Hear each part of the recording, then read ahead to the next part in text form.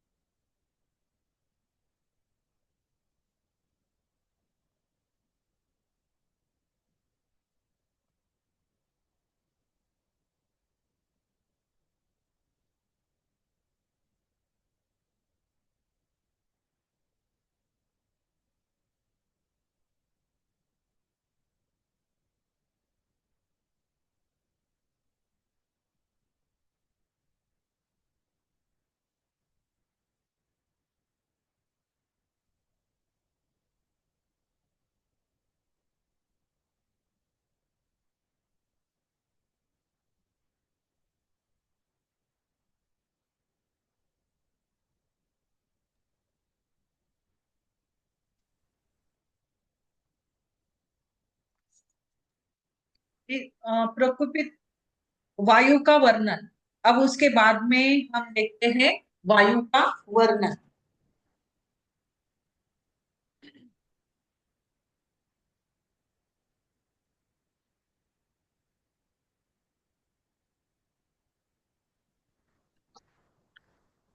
आ गया।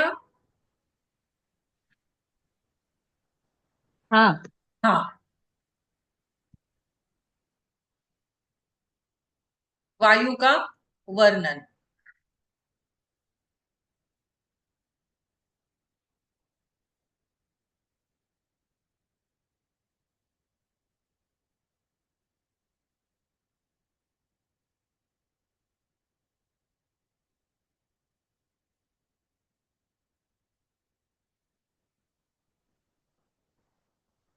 वह भगवान एवं परम ऐश्वर्यशाली वायु ही प्रभाव सबके उत्पत्ति का कारण है। स्वयं अव्यय विनाश रहित है।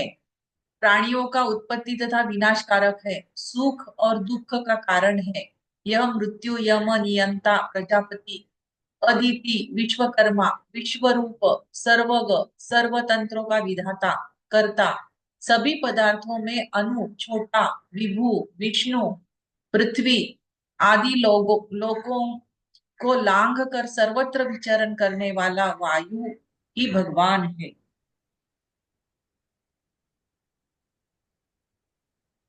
हाँ। तो हमारे अध्यात्म में हमारे बुक्स जो है आध्यात्मिक बुक्स जो है उसमें वेदों में वगैरह ये पांच जो हमारे महाभूत है ये पंच महाभूत को उनको एक एक को भगवान ही कहा गया है। वायु देवता कहते हैं हम। वायु देवता उसको देवता क्यों कहते हैं क्योंकि उसमें उतनी शक्ति है। वो जब चाहे उसका रूप धारण कर सकता है। वो कुपित वायु भी हो सकता है वो प्रकुपित वायु भी हो सकता है वो अकुपित वायु भी हो सकता है। तो ये सब है। तो इसलिए उसको भगवान कहा गया है। तो हम उसके क्या कहते हैं वायु देवता अग्नि देवता जल देवता है ना आकाश देवता। तो ये वायु जो है उसको भगवान कहा गया है परम ऐश्वर्यशाली है वो। वायु ही प्रभव सबके उत्पत्ति का कारण है। वायु सुख का दुख का कारण भी है। हमने अभी सीखा है कि वायु सुख का भी कारण है दुख का भी कारण है। कि वो उत्पत्ति भी करता है अंकुरित भी करता है सीड्स को। वो विनाश भी करता है। यह मृत्यु भी लाता है। यम नियंता प्रजापति अदिति विश्वकर्मा विश्वरूप सर्वग सभी तंत्रों का विधाता है। ये जो वायु है अभी इससे इंग्लिश में क्या कैसे कहेंगे। तो द लॉर्ड वायु is the only factor for creation. ये क्रिएशन का फैक्टर है। It itself does not get destroyed. वो स्वयं तो खत्म नहीं होता है। It itself does not destroyed is the cause of origin and end of living forms, cause of joy sorrow, is the lord of death moral values, Prajapati, Aditi, Vishwakarma, omnipotent, omnipresent, the doer of all activities. It is small but all pervasive. Wanders in heaven and earth and hence is like the God itself. ये विभु भी है, सूक्ष्म भी है, अणु के जैसा छोटा भी है, विष्णु जैसा बड़ा भी है, पृथ्वी, सभी सबको लांग कर ये बहुत सारे कार्य कर सकता है, विचरण कर सकता है, इसलिए उसको भगवान कहा गया है। अब इसके बाद हम देखते हैं आगे प्राणवायु। अब जो वायु के भेद है, अब इसमें आता है सब सब सबसे पहला नंबर है प्राणवायु का। अग्नि सोमा वायु सत्व रजस तम पंचेन्द्रिय भूतात्मेति प्राणः। अग्नि अपने पाचन तथा अपचय कर्म द्वारा, सोम अपने चय कर्म द्वारा, वायु अपने गत्यात्मक कर्म द्वारा, सत्व रजतम मानसिक कर्मों को प्रभावित करने वाले गुणों के द्वारा, पांच ज्ञानेन्द्रिया शरीर का बाह्य जगत से संबंध बनाए रखने के कारण तथा भूतात्मा शरीर की चेतना कर्ता होने के कारण जीवन के आधार है, अतः प्राण कहलाते हैं। प्राण, प्राण जो है फायर बाय देयर फंक्शन, प्राण जो है अग्नि, अग्नि के जैसा यानी कि फायर उसका फंक्शन है, और ये डाइजेशन और कैटाबॉलिज्म का कार्य करता है, चय अपचय पाचन करने का काम करता है। Water by itself anabolic function, चय कर्म द्वारा, अपने वायु अपने गत्यात्मक कर्म द्वारा, वायु by its function mobility, mobility यानी इधर से उधर जाना, सत्व रजतम by the attributes which affects the mental activities, ये मानसिक कर्म सत्व रजतम, ये जो गुण है मानसिक कर्मों को प्रभावित करने वाला, गुणों के द्वारा पांच ज्ञानेन्द्रिय शरीर का बाह्य जगत से संबंध बनाए रखने के कारण तथा भूतात्मा शरीर की चेतना, हमारा ये जो भौतिक शरीर है उसको भूत भूत कहते हैं, भूतात्मा, शरीर के अंदर क्या है, प्राण शक्ति है, प्राण वायु है, उसी के कारण उसको इस चेतना मिली है। ये शरीर को नहीं तो ये क्या कहलाया जाएगा, ये मृत हो जाएगा। अगर इसमें से प्राण शक्ति चली गई, चेतना चली गई, तो ये भूत, भूत कहते हो हम उसको। तो भूतात्मा शरीर की चेतना है, ये प्राणवायु कर्ता होने के कारण जीवन के आधार है, और ये प्राण शक्ति है ना, प्राण करता है ये। अगर प्राणवायु ही नहीं रहेगा तो सभी सिस्टम बंद हो जाएंगे जो एक दूसरे पे आधारित है, तो वो सभी क्रियाएं बंद हो जाएंगी। ये करता है, प्राणवायु जो है ये क्या है, करता है। हमारे नॉस्ट्रिल से हम प्राणवायु अंदर लेते हैं, फिर वो उसका लंग्स सभी जगह पे, हार्ट उसको पंप करता है, फिर उससे डाइजेशन की प्रोसेस भी होती है, एक्सक्रीशन की प्रोसेस भी होती है, सभी सभी प्रोसेसेस होते हैं। तो ये शरीर में हमारे कर्ता कौन है, तो ये है प्राणवायु। प्राणवायु ये कर्ता है, जीवन के आधार है, अतः प्राण, इसीलिए उसको प्राण कहते हैं। प्राणवायु, प्राणवायु का स्थान तथा कर्म क्षीर प्रदेश, छाती, कंठ, पाठ के अनुसार कान, जीभ, मुख, नासिका, ये स्थान प्रमुख रूप से प्राणवायु के हैं। क्षीर प्रदेश, क्षीर प्रदेश यानी कि ब्रेन, उसके बाद थोरैक्स रीजन छाती का भाग, ईयर कान, tongue mouth, nose are the place of प्राणवायु। जीभ, मुख, नासिका, ये स्थान प्रमुख रूप से प्राणवायु के हैं। निष्ठीवन, थूकना, छींकना, डकारों का आना, श्वास तथा उच्छ्वास, सांस लेना तथा उसे छोड़ना, आहार, भोजन को निगलना आदि शब्द से पीने का ग्रहण ग्रहण कर लेना चाहिए। शब्द से पीने का ग्रहण कर लेना चाहिए। ये प्राण वायु के प्रमुख कार्य है। मनोबुद्धि अहंकार भूतानि विशाश्च सह एवं त्रिह स सर्वत्र प्राणेन परिचाल्यते। मन बुद्धि अहंकार पंच महाभूत तथा इंद्रियों के शब्द स्पर्श आदि विषय प्राण वायु द्वारा परिचालित होते हैं। तो ये इसका स्थान कहाँ पे है? इसका स्थान है ब्रेन में। हमारे ब्रेन में है इसका स्थान, थोरैक्स रीजन में है, कानों में है, टंग में है, जीभा जीभा में है, माउथ हमारे मुख में है, नासिका नाक में है। तो ये इसका स्थान है। फिर इसके बाद फूंकना, छींक, डकारे आना, श्वास तथा उच्छ्वास, एक्सलेशन इनहेलेशन, ये जो है ये भी प्राणवायु के कार्य है। आहार, भोजन को निगलना आदि, ये सब जो है ये प्राण के कार्य है, प्राणवायु के कार्य है। प्राणवायु मन का नियामक तथा प्रेरक है।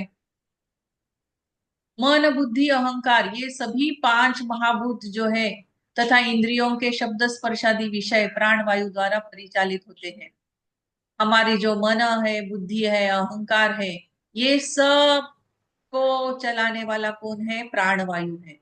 ये पंच महाभूत तथा इंद्रियों के शब्द स्पर्शादि सभी जो हमारे कर्मेंद्रिय ज्ञानेन्द्रिय जो है, ज्ञानेन्द्रियों के जो विषय है, ये विषयों को परिचालित करने वाला कौन है? तो वो है प्राणवायु।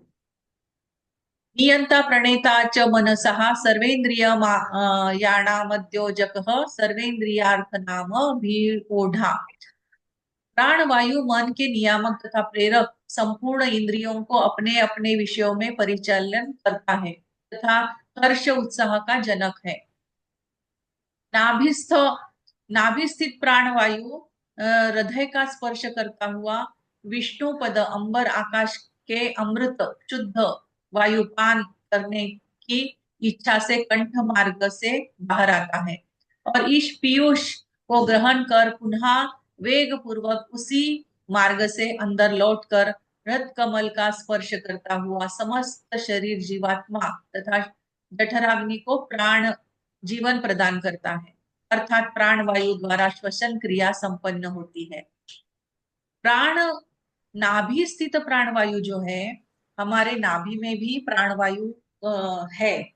तो नाभि स्थित प्राण वायु हृदय का स्पर्श करता हुआ ये जैसे ही ऊपर आता है, नाभि से होता हुआ वायु हृदय का स्पर्श करता हुआ यानी कि ऊपर आता है वो नाभि से, विष्णु पद अंबर आकाश के अमृत पीयूष शुद्ध वायु पान करने की इच्छा से कंठ मार्ग से बाहर आता है।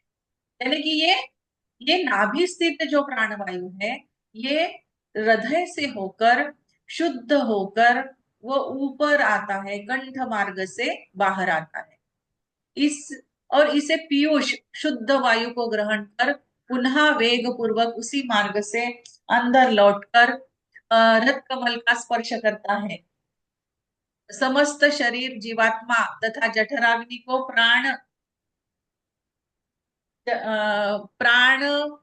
प्रदान करता है, अर्थात प्राण वायु द्वारा श्वसन क्रिया संपन्न होती है।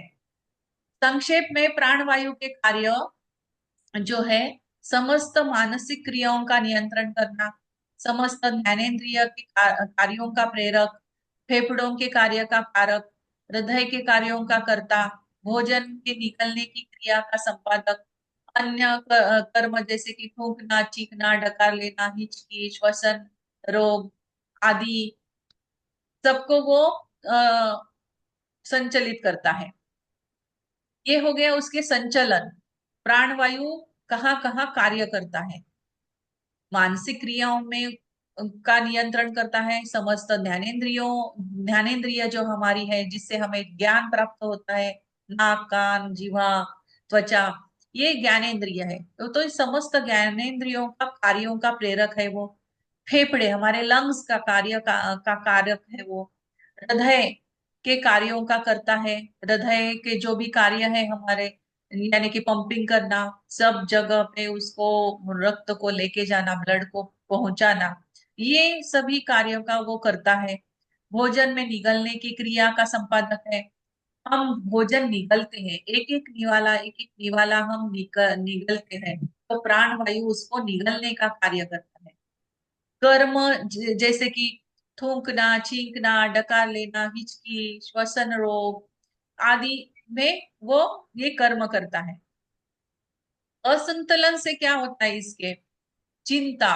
अगर प्राणवायु का हमारा असंतुलन हो गया तो क्या होगा? चिंता होगी, उलझन होगी, उलझन पैदा होगी हमारे ब्रेन में, अनिद्रा आएगी, हमें नींद ही नहीं आएगी।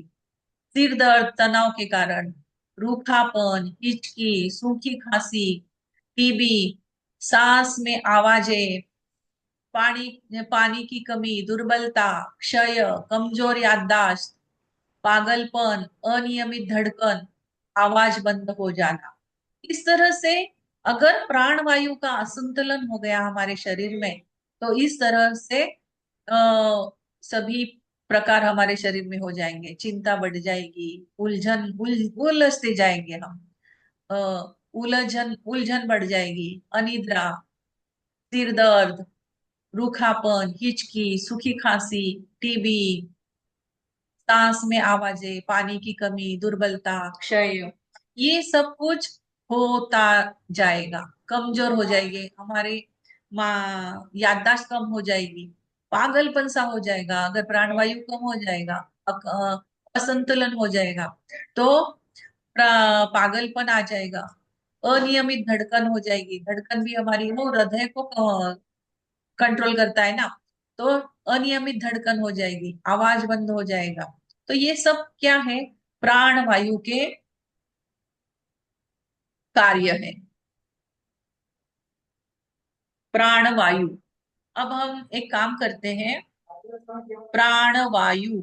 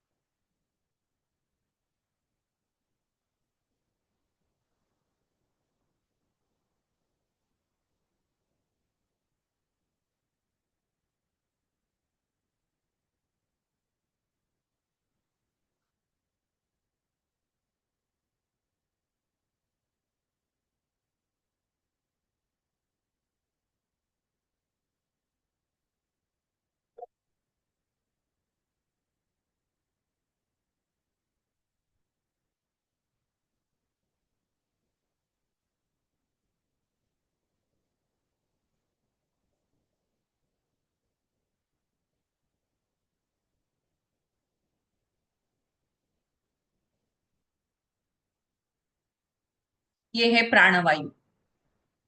प्राणवायु। अब हम थोड़ी देर प्राणवायु को बैलेंस करेंगे।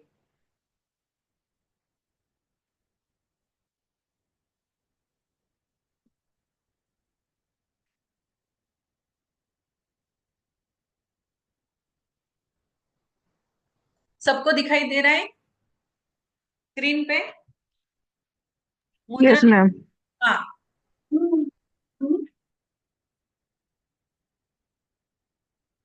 आंखें दोनों इस मुद्रा में इस तरह से बैठना है। हमारे इंडेक्स फिंगर और मिडल फिंगर को थंब को टच करना है, और ये बाकी दो उंगलियां जो है। ये मुझे स्क्रीन आप नहीं दिख रहे मैडम, ये तो वो दिख रहा है, नहीं बुक नहीं, का ये पेज यही दिख रहा है। फिगर ही दिखा रही हूँ मैं। फिगर ही। तो इस तरह से बैठना है। नहीं, पर मुझे आप कैसे बैठ रहे हैं हमें तो नहीं समझ आ रहा ना। जैसे कि आप चेयर पे बैठे हो तो चेयर पे बैठो। आप अगर नीचे बैठना चाहते हो, बैठ सकते हो तो नीचे आप अपनी बैठो। वीडियो ऑन कर लो ना, आप अपनी वीडियो ऑन कर लो मैडम। ओके ओके, एक मिनट। ये समझ में आ गई क्या कि किस तरह से करनी है? मुद्रा कैसे बनानी है वो समझ में आ गई क्या? कहाँ मैडम, मुद्रा कहाँ देखी हमने ना, हमें पता ही नहीं क्या कुछ नहीं। आप वीडियो ऑन करोगे तभी तो पता चलेगा। अरे ये दिख रहा है ना आपको स्क्रीन पे? नहीं मैडम, तो उसमें प्राण वायु लिखा हुआ जो पेज है, बुक का पेज दिखाई दे रहा है। अच्छा। मुद्रा नहीं दिखाई दे रही। अच्छा, मुद्रा नहीं दिखाई दे रही है क्या? हम्म। मुझे लगा वो शेयर हो गया, इसलिए तो मैं पूछ रही थी ये दिखाई दे रहा है क्या। हाँ। नहीं, वो हमें नहीं पता था, हाँ, अब अभी दिखाई दे अभी रही है। दिखाई दे रहा है। हाँ जी हाँ जी, ये प्राण वायु। हाँ, ये प्राणवायु मुद्रा है। दोनों फिंगर फिर थंब के साथ। हाँ, ये पहली दो फिंगर्स जो है, इंडेक्स फिंगर और मिडल फिंगर को थंब से जोड़ना है, टच करना है, और बाकी दो उंगलियां सीधी रहेगी। इस तरह से दोनों हाथों की ऐसी मुद्रा बनानी है, और अपने दोनों घुटनों पे रखनी है। अगर आप चेयर पे बैठे हो तो घुटनों पर ही रखना है। नीचे बैठे हो तो भी घुटनों पर ही रखना है। घुटनों पर रख दीजिए ऐसे, और स्ट्रेट बैठिए। अपने स्पाइन को स्ट्रेट कीजिए। आंखें बंद कीजिए।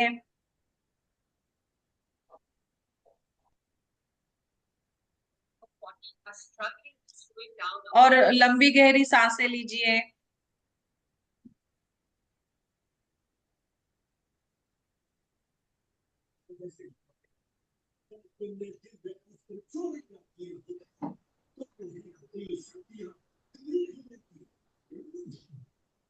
प्राण वायु,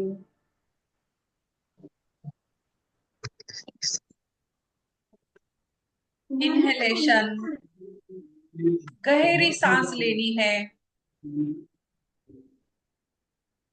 प्राण वायु हम अंदर ले रहे हैं।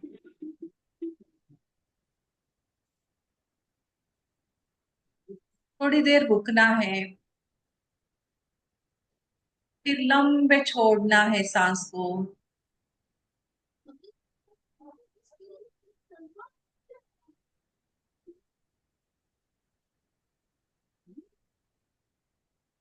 लंबी गहरी सांस अंदर,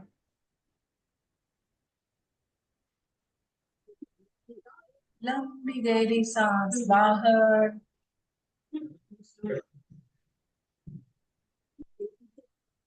प्राणवायु मुद्रा में बैठना है।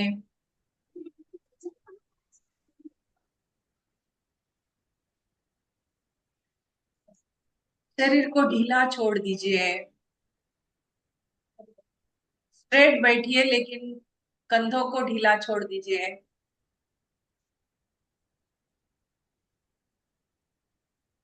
सांसों की तरफ ही ध्यान दीजिए।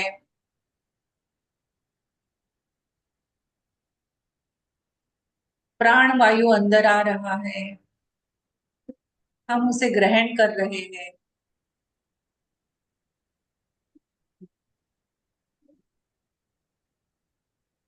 वो प्राण वायु हमारे हर एक सेल तक पहुंच रहा है,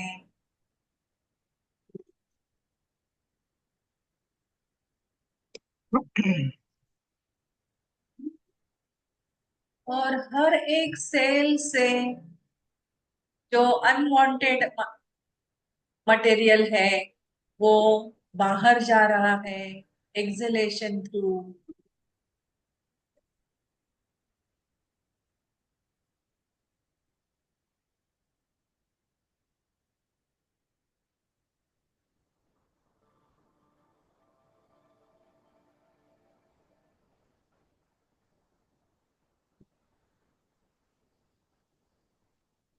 प्राण वायु।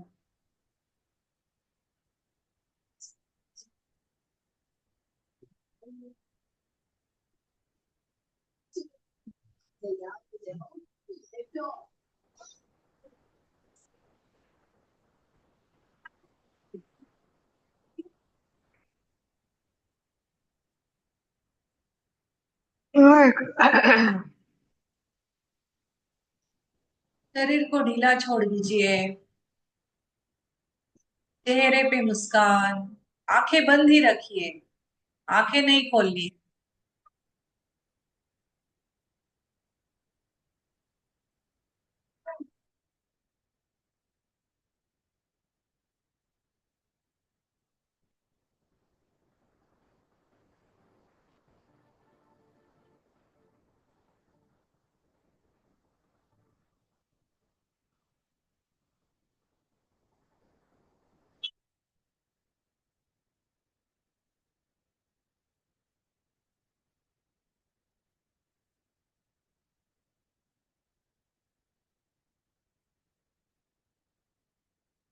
Mentally, physically. शुद्ध प्राण। शुद्ध प्राणा हम ग्रहण कर रहे हैं।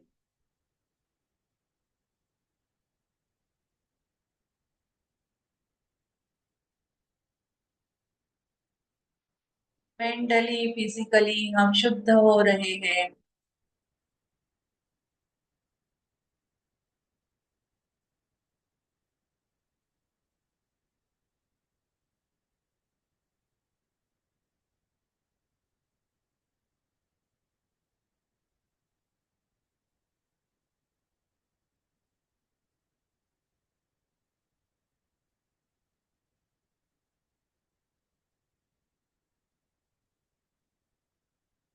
हम अभी प्राणा शक्ति को हर एक सेल तक पहुंचा रहे हैं।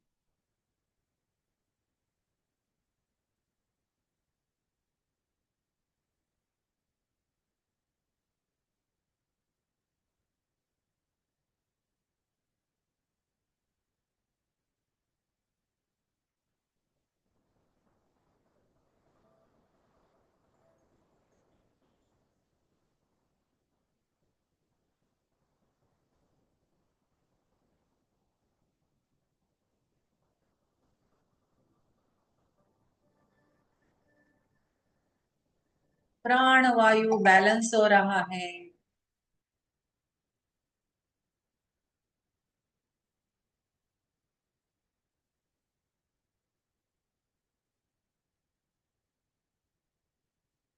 हर एक इंद्रिया में प्राण वायु बैलेंस हो रहा है।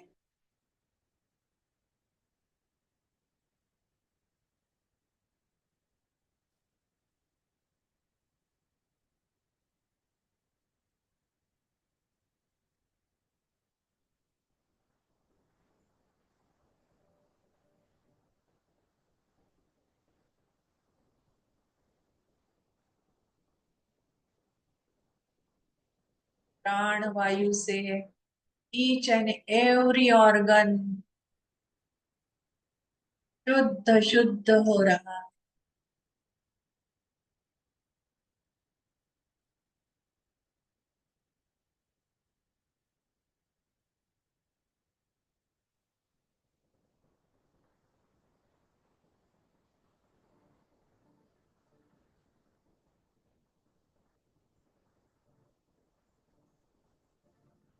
अगर आपके माथे पर टेंशन हो तो उसे रिलीज कर दीजिए। ढीला छोड़ दीजिए माथे को।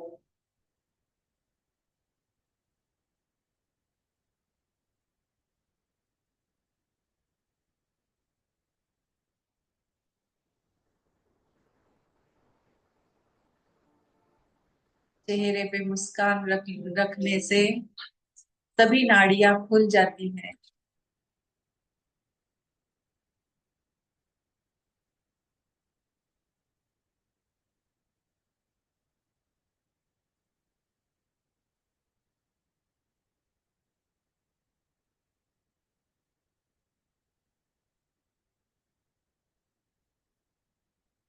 ब्रेन के हर एक पार्ट को प्राणवायु मिल रहा है।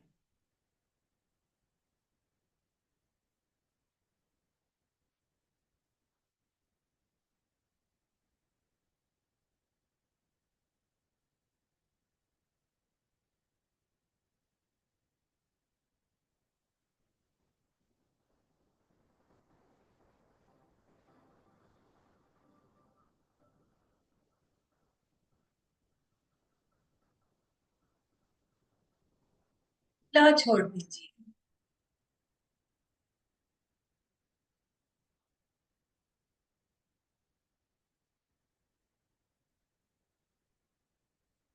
तभी प्राणवायु का संचार हर एक सेल में अच्छी तरह से।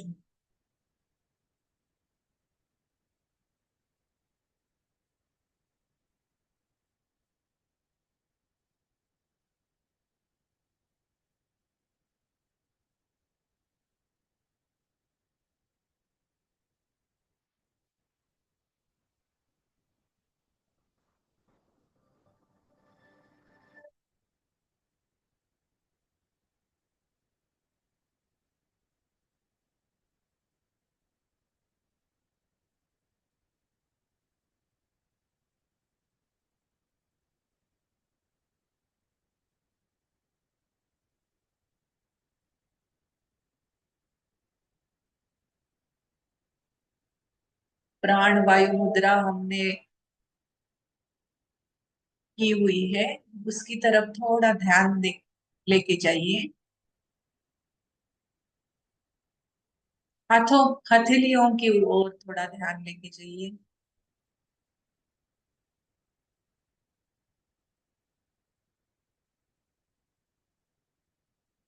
प्राणवायु बैलेंस कर रहे हैं हम।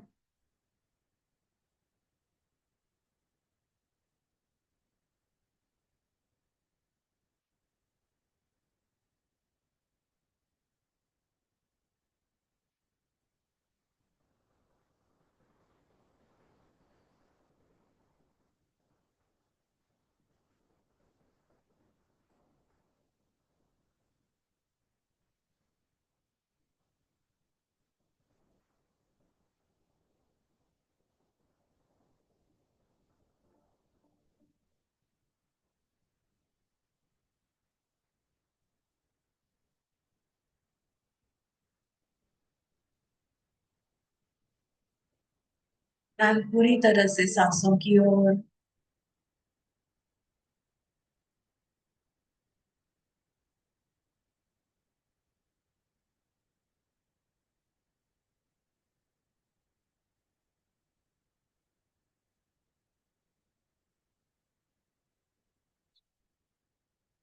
आज पूर्णिमा है।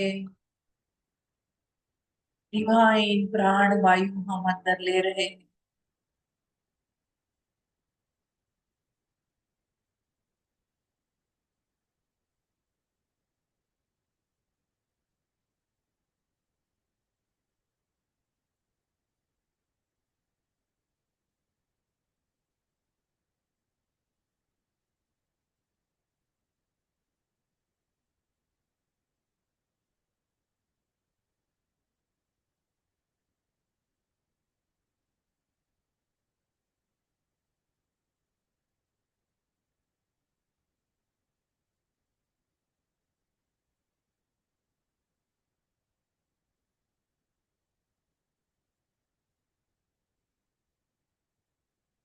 पूरा ध्यान प्राण वायु अंदर आ रहा है उसी की तरफ रहे।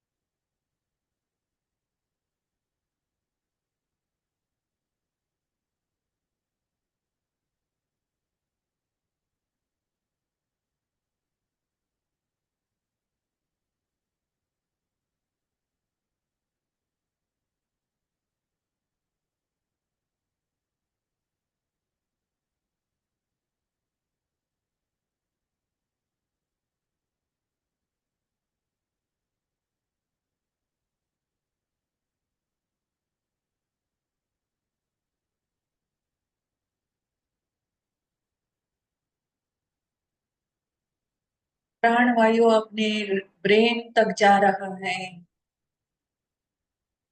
लंबी गहरी सांस ऊपर माथे की तरफ जा रही है, इससे ध्यान कीजिए।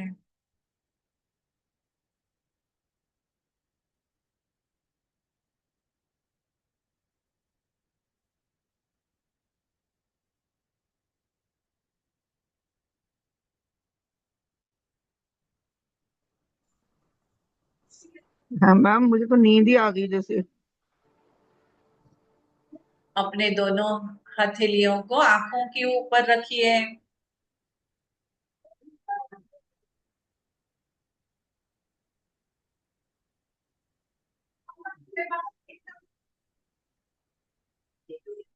हथेलियों को चेहरे पे फेरते हुए आप अपनी आंखें खोल सकते हो।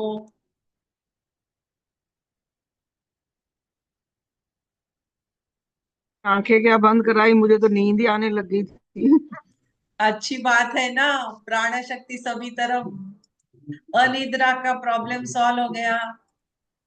वो ऐसे मतलब जैसे दोनों उंगलियों पे रख के ना, अंगूठा रख के आंखें बंद की तो थोड़ी लंबी लंबी सांसें ली और मुझे नींद सी शुरू हो गई आनी।